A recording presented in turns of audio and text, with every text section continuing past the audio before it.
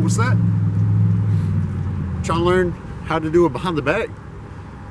Oh, well, lucky for you, I'm working on my technique now, so I'll show you guys how to make it behind the back. Fight.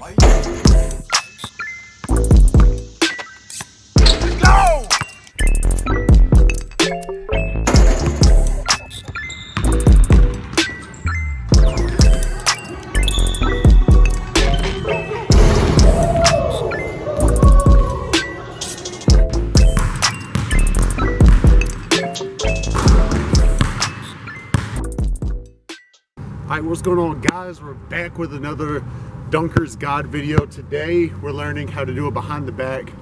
Just a side note, it is so cold outside. I don't even know how cold it is. Hold on, it's currently 41 degrees. Alright, so making your first behind the back, it's kind of like an East Bay, a little bit. I feel like as long as you're getting your wrist above the rim, you can do it behind the back as long as your technique is there. Behind the back isn't my best dunk, but I've made it before. Here are my credentials. Let's go.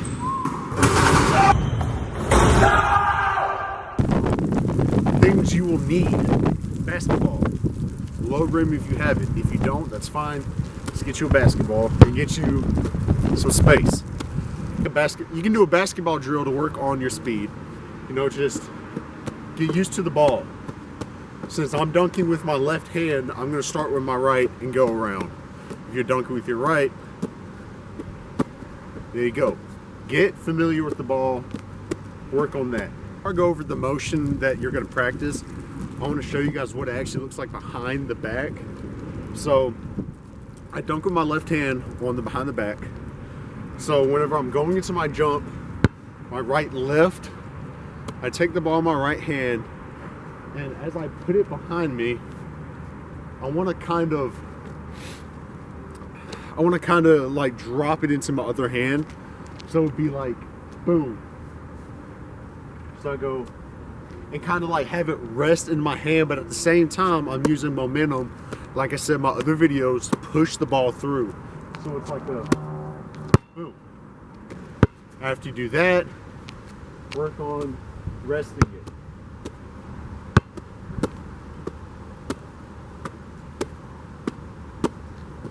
And when you're working on that motion, you want the ball to be as close to your back as you can get it without losing the ball. Because that's very important, because if this is what Connor told me, if you're coming all the way out here, it's a lot harder for you to get the technique down and just throw it straight down. I still do it when I try behind the backs, but I'm trying to get better at it. But anyway, after you work on the motion, you get good at the motion, that's when I want you to really start slamming the ball. So, bang.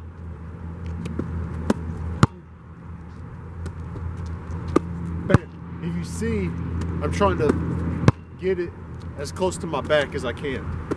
Boom.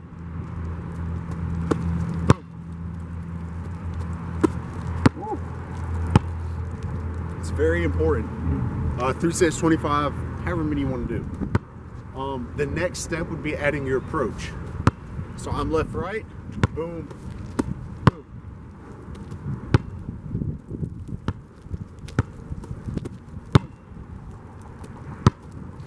However many sets, however many reps, bare minimum 3, 25. After you do that, and you get used to doing that, that's when the low rim comes into play. It's really hard for me to work on behind the back on this rim because my technique isn't completely there. So I usually go to another rim at home that's lower, but I will try to show you guys the technique on this one.